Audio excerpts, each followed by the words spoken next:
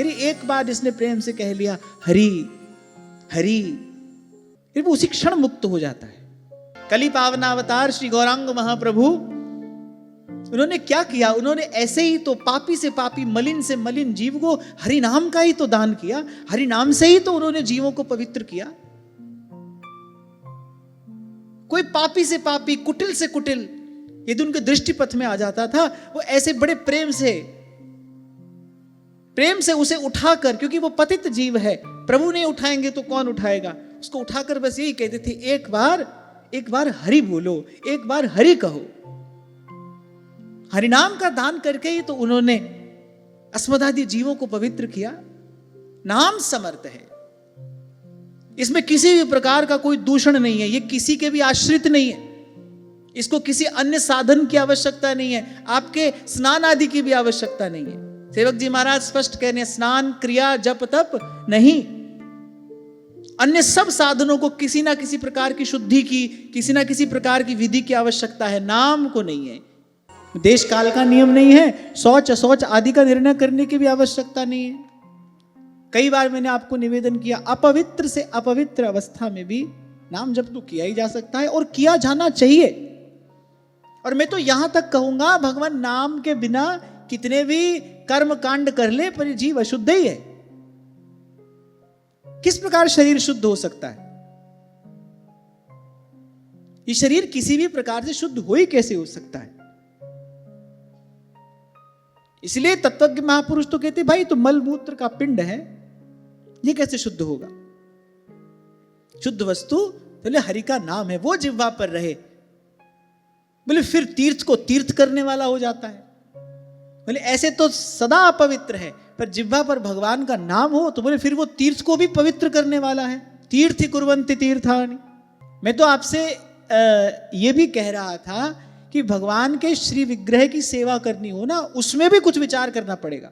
बिना नहाए मंदिर में नहीं जा सकते, अपवित्र अवस्था में भगवान के विग्रह का स्पर्श नहीं किया जा सकता, उसमें भी विधि निषेध का विचार है। सबको समान रूप से स्वीकार करने वाला भगवान का अगर कोई विग्रह है तो वो तो भगवान का नाम है। चांडाल से लेकर ब्रह्मा पर्यंत कोई भी हो, उसके लिए सब समान है। आब्रह्म स्तंभ पर्यंतम सर्वम मायामयम जगत, सत्यम सत्यम सदा सत्यम हरेर नामैव केवलम। सब तीर्थों में परम तीर्थ क्या है? श्री कृष्ण का नाम परम तीर्थ है। अब मान लो किसी ने कोई बड़ा भारी पाप कर दिया, शास्त्र कहेगा भाई इसका ये प्रायश्चित कर लो। प्रायश्चित करने से वो पाप तो मिट गया, लेकिन दोबारा पाप में जाने वाली जो बुद्धि है उसका तो कोई समाधान नहीं हो ना, वो तो जैसी की तैसी है, मन तो वैसा का वैसा ही है। बोले लेकिन भगवान नाम की कृपा से बोले पापों से मुक्ति तो होती ही है, पर भगवान नाम मन और बुद्धि को भी तो शुद्ध निर्मल करता है, पुनः पाप में प्रवृत्ति नहीं होती। यह भगवान नाम की महामहिमा है। इसीलिए यह अन्य सब साधनों से श्रेष्ठ है, सर्वोपरि है। तीनों लोगों को तारने की समर्थ एक नाम में है। दो अर्थ हैं। बोले एक नाम, एक ही बार कोई ले ले, और बोले एक नाम त्रैलोक ही तारे, तीनों लोगों को तारने में एक नाम ही समर्थ है। दोनों ही प्रकार से नाम की महामहिमा प्रकट होती है। बोले एक बार हरि नाम के उच्चारण से बोले सारे पाप ऐसे भाग जाते हैं जैसे एक बार सिंह दहाड़ता है और मृग आदि सारे पशु यहां वहां दौड़कर छिप जाते हैं ना, ऐसे। अरे यहां तक कहा गया है कि सारी सृष्टि के पापी मिल जाएं और एक साथ मिलकर पाप करें ना, तो भी इतना पाप नहीं कर सकते जो एक बार भगवान नाम के उच्चारण से दूर ना हो जाए। लेकिन इस बात का अनुभव किसको होगा? जिसका मन मधुकर है, जिसकी भक्ति सच्ची है, जिसकी भावना विश्वास से प्राणवंत है। राम का नाम कबीर भी जपते हैं, राम का नाम ही कमाल भी जपते हैं। कोढ़ी आया, अच्छा उसने कभी कबीर जी का दर्शन तो किया नहीं था, कबीर जी की महिमा सुनी थी, सिद्ध महापुरुष हैं, उनकी दृष्टि पड़ जाएगी तो तुम रोग मुक्त हो जाओगे। वो बेचारा इस आशा से आया, और जब कुटिया पर पहुंचा तो कबीर तो थे नहीं, कमाल थे। अब उन्होंने जब दीन दुखी को देखा तो हृदय में दया का उद्रेक हुआ।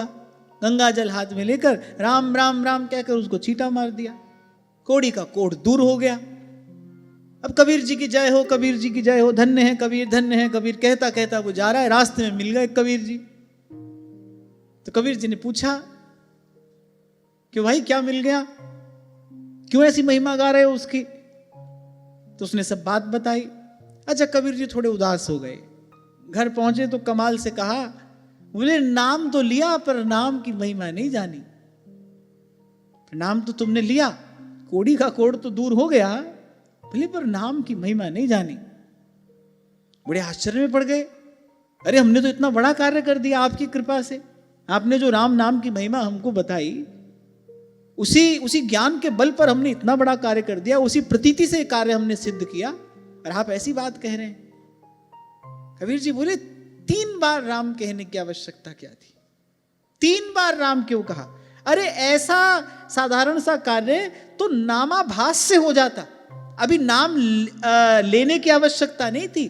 बोले तुम केवल सोचते कि मैं नाम लूं, इतने से कार्य हो जाता। अरे नाम ले तो भव सिंधु सुखाही, गोस्वामी जी कहते हैं। कि नाम कैसा है? कि नाम लेत, जैसे नाम लिया बस भव सिंधु सूख गया।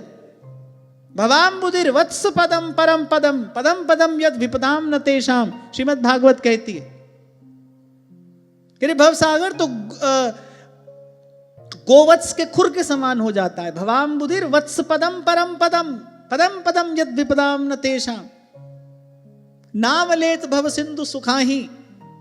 कबीर जी ने कहा अरे तुमने नाम तो लिया पर नाम की महिमा नहीं जानी, नाम की शक्ति का तुमको अभी परिचय प्राप्त हुआ नहीं, इस नाम की प्रतीति नहीं हुई तुमको। 3 बार नाम कहने की आवश्यकता क्या थी? ऐसा कार्य तो केवल नामाभास से हो जाता। जिस नाम से पत्थर तरे, सेतु बंधन लीला का कारण क्या था? अरे भगवान आज्ञा देते, समुद्र मार्ग देता, भयभीत तो वो हो ही गया था। सेतु क्यों बांधा? एक और हो जाता समुद्र, थोड़ी देर के लिए मार गई तो देना था सेना को उस पार जाने के लिए। सेतु बंधन लीला का कारण क्या है? नाम की महिमा प्रकट करने के लिए ये लीला हुई। जिस नाम से पत्थर तरे, प्रभु बताना चाहते हैं कि कोई जड़मती भी हो, पाषाण के जैसा जड़, सर्वथा भाव शून्य, बोले नाम उसको भी कृतार्थ करने में सक्षम है, समर्थ है। ऐसा नाम निरंजन होवे, ऐसा नाम निरंजन होवे, ऐसा नाम निरंजन होवे, ऐसा नाम निरंजन हो।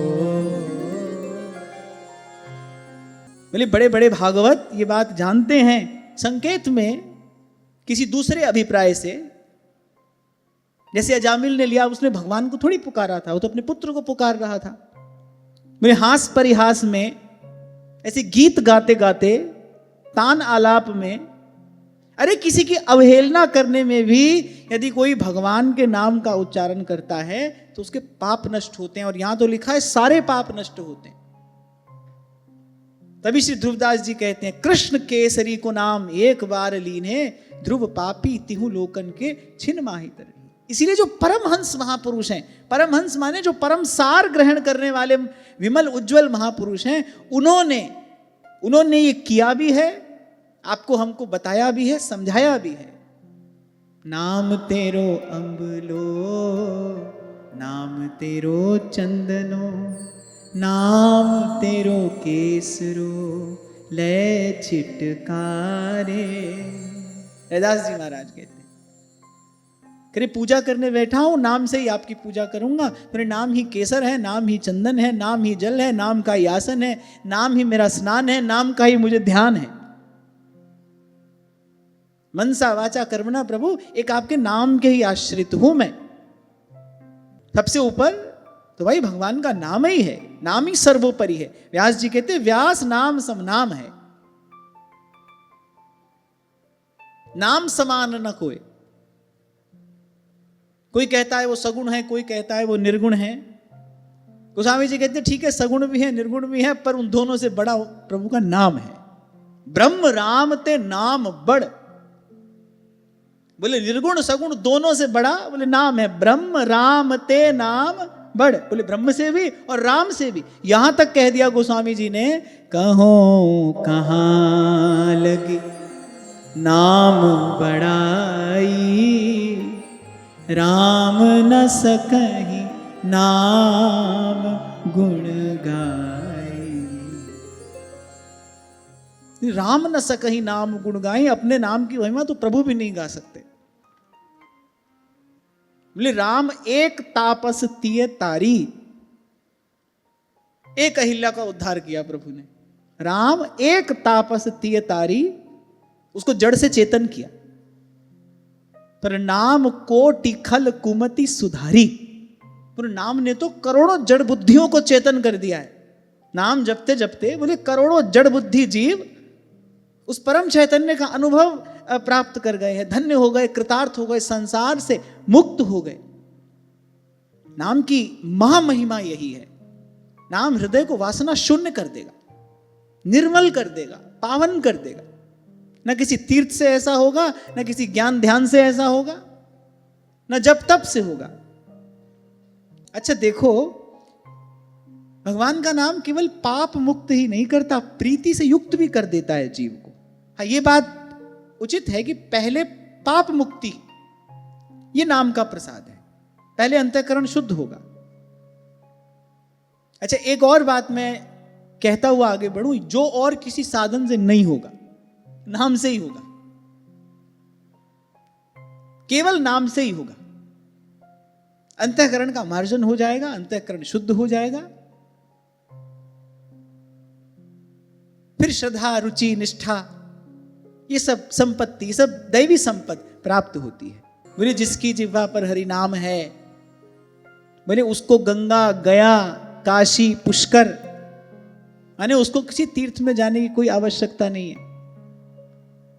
बोले तीर्थ की यात्रा स्नान आदि से अनंत अनंत गुना फल मेरे भगवान नाम के उच्चारण से ही प्राप्त हो जाता है। एक बार नहीं, अनेक अनेक बार संतों ने अपनी वाणी में यही सार स्वरूप सिद्धांत प्रतिष्ठित किया है। सब संतों की वाणी उलट पलट कर देखो, अंतिम बात क्या हाथ आती है? साधु का संग और भगवान नाम का आश्रय। शिव को सदा शिव करने वाला प्रभु का नाम ही तो है। महादेव स्वयं कहते हैं मेरी जिह्वा पर कह रहे सतत राम नाम रहता है, सतत। इसी अमृत का पान करके वो महादेव हुए हैं, वो सदा शिव कहलाते हैं। कहीं कहीं पर महादेव के वेश को अमंगल वेश कहा गया है। तो कहते हैं ऐसा अमंगल वेश धारण करने वाले अरे सदा शिव हैं, उनके स्मरण मात्र से मंगल हो जाता है। ये किसकी महिमा है? फिर प्रभु के नाम की महिमा है, ये भजन की महिमा है। वो अमंगल वेश भी पूज्य हो गया क्योंकि महादेव ने उसको धारण किया है, और महादेव की जिह्वा पर, जिह्वाग्र पर सदा ये राम नाम ये विराजमान रहता है। आगम तंत्रों में महादेव ने गुप्त रहस्य कहा है, मेरी जिह्वा पर राम नाम, मेरे हृदय में बाल कृष्ण, जिनका दर्शन करने के लिए दौड़े आए थे, वो जिह्वा पर राम नाम, हृदय में बाल कृष्ण। और मां भवानी से कहती है तुम्हारी मुझ में बड़ी प्रीति है, निष्कपट प्रीति है, इसलिए तुमको ये रहस्य बता रहा हूं। ये अत्यंत गोपनीय बात है, प्रकट करने योग्य तो नहीं है, प्रीति के बस होकर प्रकट करता हूं। और मेरी अंतर आत्मा में निकुंजेश्वरी वृंदावनेश्वरी श्री राधिका जी के युगल चरणारविंद विराजमान हैं, वही मेरा सर्वस्व है। श्री राधा पद पद्ममेव सर्वस्व भूतम मम। बोले जिसकी जिह्वा पर कृष्ण कृष्ण कृष्ण यह मंगल नाम नृत्य करता रहता है, उसकी कोटि कोटि महापातक राशि तत्काल भस्म होती है। बोले सारे यज्ञ, लाखों व्रत, सब तीर्थों का स्नान, तप, अनेकों उपवास, हजारों वेद पाठ, और बोले पृथ्वी की सैकड़ों प्रदक्षिणाएं, बोले कृष्ण नाम जप के 16वें हिस्से के बराबर भी नहीं हो सकती। भगवान का श्रीमुख वाक्य है, जिसकी जिह्वा पर कृष्ण कृष्ण कृष्ण हे, कृष्ण कृष्ण कृष्ण हे, कृष्ण हे कृष्ण हे, कृष्ण हे कृष्ण हे, जिह्वा पर ये नाम नृत्य कर रहा है। अरे कोटि कोटि महापातक तो नष्ट हो ही गए, बोले सारे यज्ञ, लाखों व्रत,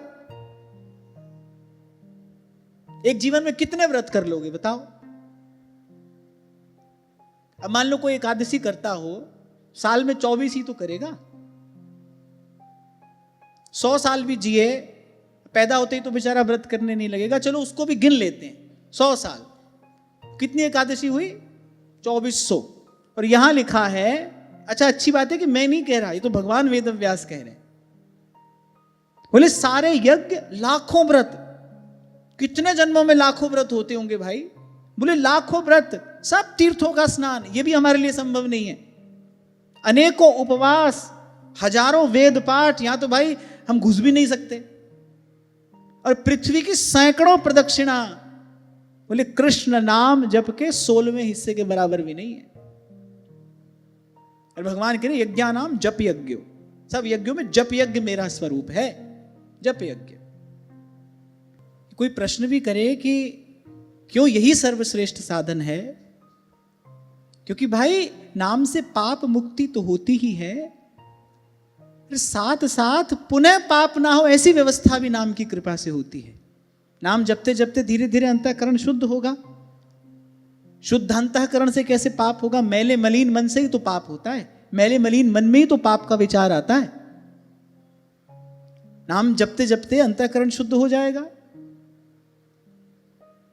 भाई बीज में रस छिपा है ना,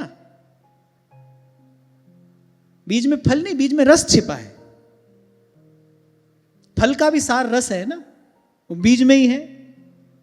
हाँ, एक प्रक्रिया है, बीज डालना पड़ेगा, फिर अंकुरित होगा, फिर थोड़ी प्रतीक्षा करनी पड़ेगी, उसकी थोड़ी संभाल करनी पड़ेगी, फिर कभी न कभी फल आएगा, फल से रस प्राप्त होता है।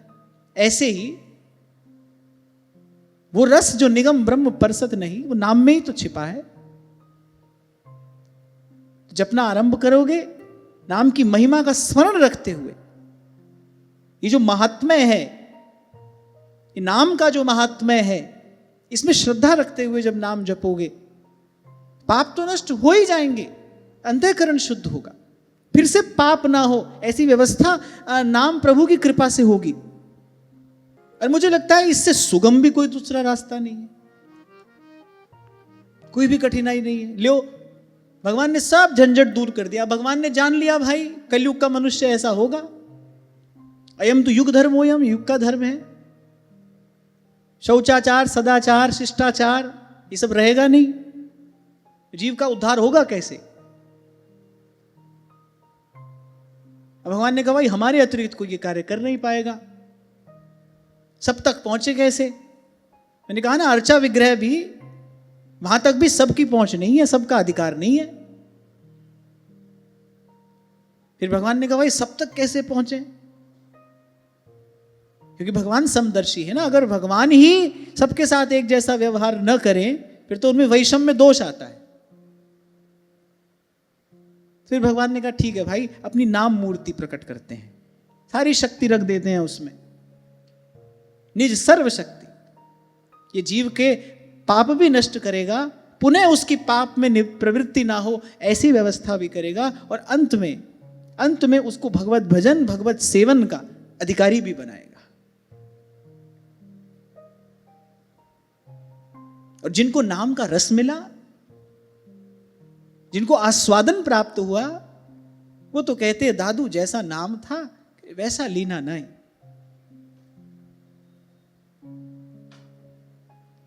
भाई साहब तो कहती कनक कटोरे अमृत भरे हो। मेरी नाम क्या है? माने कनक, स्वर्ण के कटोरे में, स्वर्ण पात्र में अमृत है। कह रहे पीवत कौन नटेरे, इसको पीने से कौन ना करेगा? राम ही राम रटे रे मेरो मन, राम ही राम रटे रे। और मैं कहता हूं जब बिल्कुल सीधा रास्ता कहीं जाने के लिए हो, तो टेढ़े मेढ़े भूल भुलैया से जाने की आवश्यकता क्या है? हम यहां किसी को छोटा बड़ा नहीं बता रहे, हम ये नहीं कह रहे भाई ये साधन बड़ा है बाकी सब छोटे हैं। हम तो यहां ये बात कह रहे हैं कि एक सीधा मार्ग है, एक बार आपने पांव रखा, बस इधर उधर दाएं बाएं देखने की आवश्यकता नहीं है, सूधो चले आपने धर्म।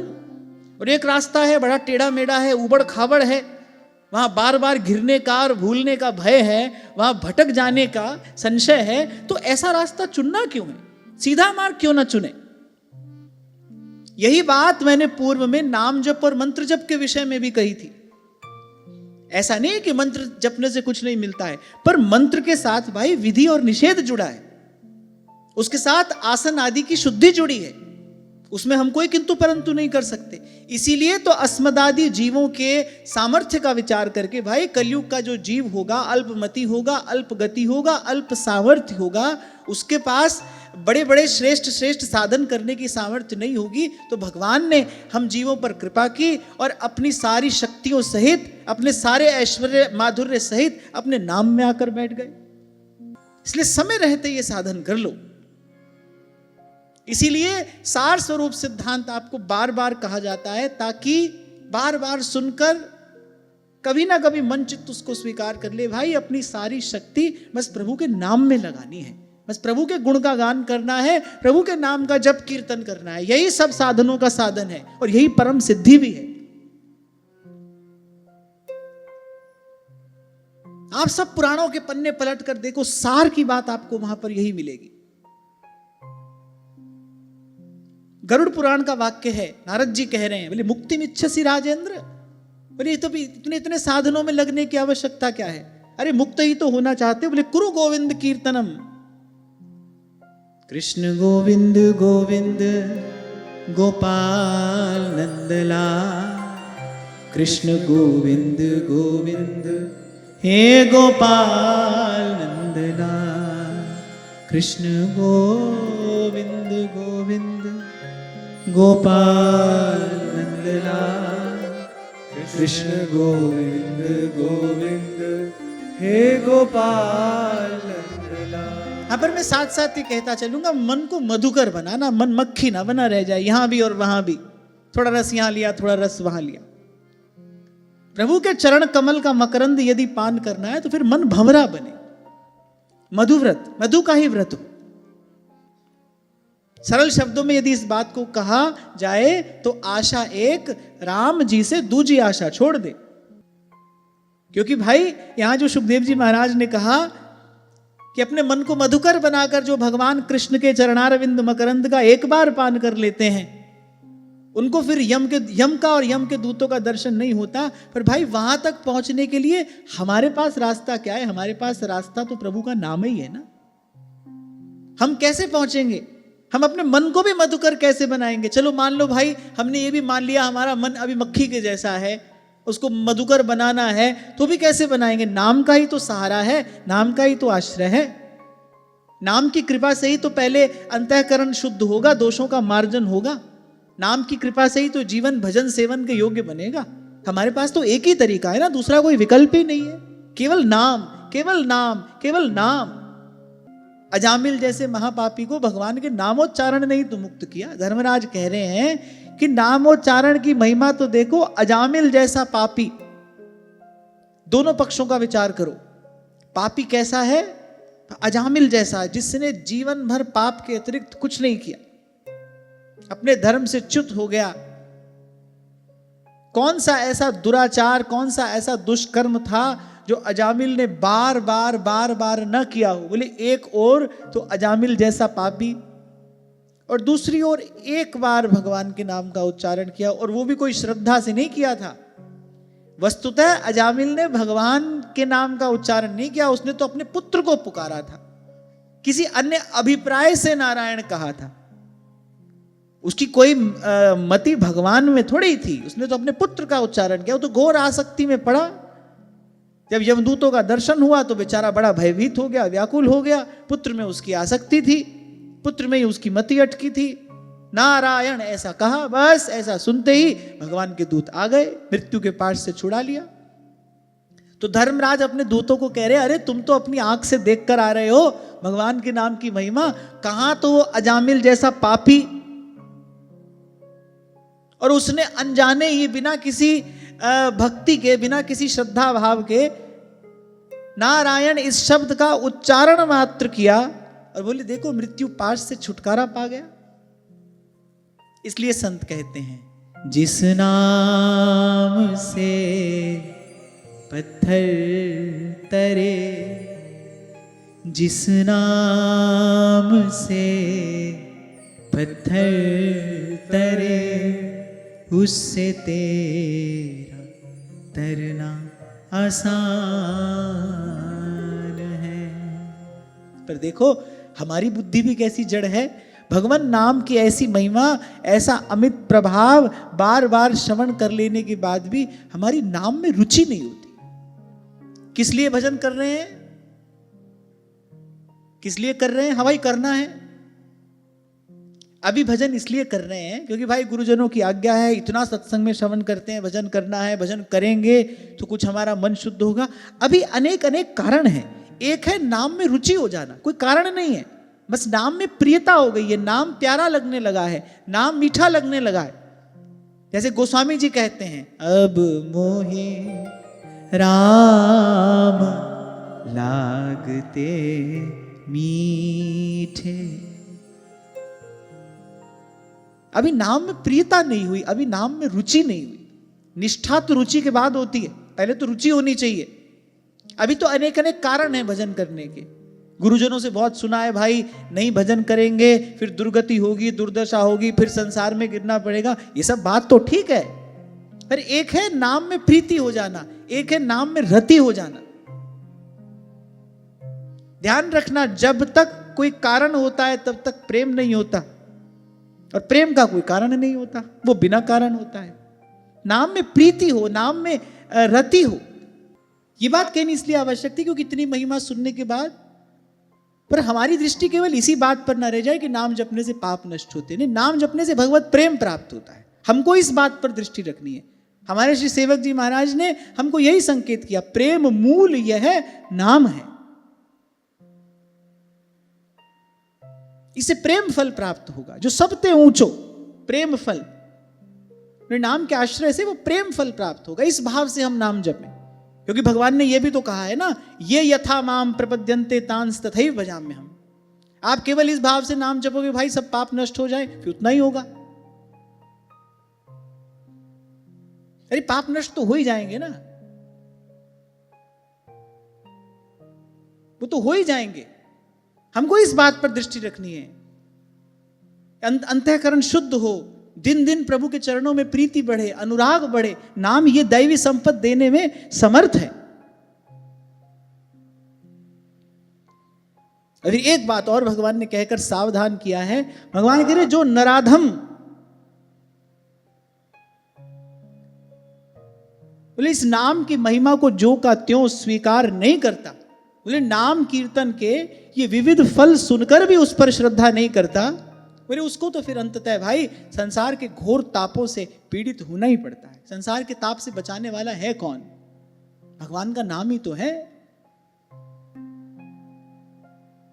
और फिर उसमें भी नहीं कलिकाल समम युगम, इसके जैसा कोई और समय नहीं है। सिमर सिमर नर उतर ही पारा। कल हम बात कर रहे थे, अरे नहीं होता जब मन नहीं लगता है, जब में कोई बात नहीं, रटते ही रहो, तोते की तरह रटते रहो। अरे यहां तो संतों ने भगवान नाम सुनाकर पशुओं को भी सद्गति प्रदान कर दी है, वो भी भगवान के धाम तक पहुंच गए। और सेतु बांधा श्री रघुनाथ जी ने अपने नाम की महिमा प्रकट करने के लिए, जिस नाम से पत्थर तरे उससे तेरा तरना आसान है। अरे पत्थर तर गया, तू नहीं तरेगा? संत कह रहे हैं हमसे, अरे जिस नाम से पत्थर तरे उससे तेरा तरना आसान है। जरा शरण मेरे राम की, मेरा राम करुणा निधान है। इसलिए आपको मैंने निवेदन किया कि कभी कभी विचार करता हूं कि भाई भगवान का जो अर्चा विग्रह है ना, उसमें भी कुछ बंधन है, वहां तक पहुंचने में भी कुछ नियम है। पर ये जो नाम मूर्ति है भगवान की, ये भगवान की परम कृपा है, परम करुणा है। इसमें भगवान ने अपनी प्राण प्रतिष्ठा खुद ही करके भेजा है, हमको कुछ नहीं करना, प्राण प्रतिष्ठा है इसमें। ये जो भगवान की नाम मूर्ति है ना, इसमें सब है। निज सर्व शक्ति, अपनी सारी शक्ति भगवान ने इसमें रख दी है। तो अपने जीवन के इस अभाव की ओर थोड़ा हम ध्यान दें। कितनी भगवान के नाम की महिमा सुन रहे हैं, कैसा अतुलित उसका प्रभाव है। अरे प्रभु को दे देने वाला नाम है। अच्छा, सबसे बड़ी बात है कितना सुगम है, कितना सरल मार्ग है। इससे सरल और क्या होगा कि तोते की तरह रटते रहो। सेवक जी महाराज कह रहे, नाम रटत आई सब सूही, तोते की तरह रटते रहो। प्रथम नाम हरिवंश हित रट रसना दिन रैन। केवल रटना ही तो है, इससे सरल बताओ और क्या होगा।